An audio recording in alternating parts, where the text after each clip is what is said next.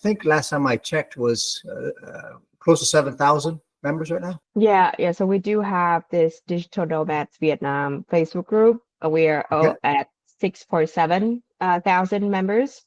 Okay. Well, we keep it as a private group because we don't want it to be something public. And, when you're in Facebook and you search for like digital nomads or remote work, you see so many groups, right? And then the thing is that you don't find like values in those groups, at least for when I was like tapping into remote work in like when I moved back to Vietnam.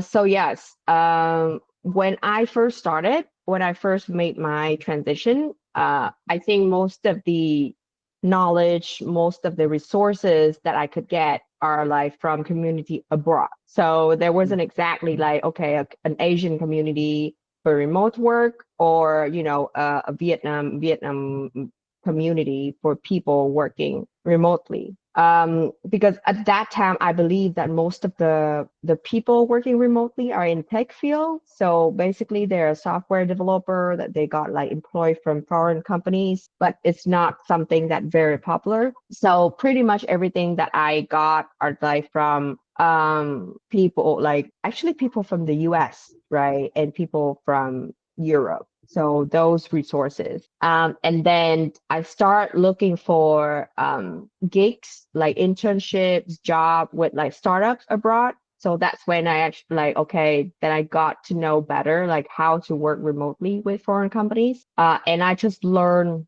on the go and get to know, the environment, the working style, like better along the way. Like honestly, like sometimes I wish that I met someone at that stage that they would be like, okay, this is this, or I have a place or a community where I'm like, okay, the information here is so valuable, trusted that I can just be there and use it. But now I think it's getting better. There's a lot of communities now, right? And a lot of like, for example, like Vietnam, I feel like the VA community is getting really big, right? It's increasing. Like a lot of people are working remotely as an VA. And then also like even sales, I met some sales representatives that they work remotely from Vietnam because a lot of company would be like tapping into the Vietnamese market, right? And they need salespeople for sure.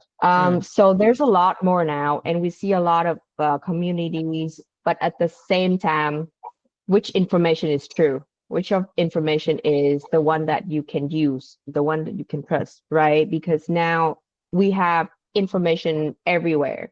We can get it like anywhere in social media, internet, like just everywhere, right? And I think that's also the reason why I started the Digital Nomad Vietnam Facebook group, because I wanted to be like a well, not only me, but I started with another Vietnamese girl. She's in marketing.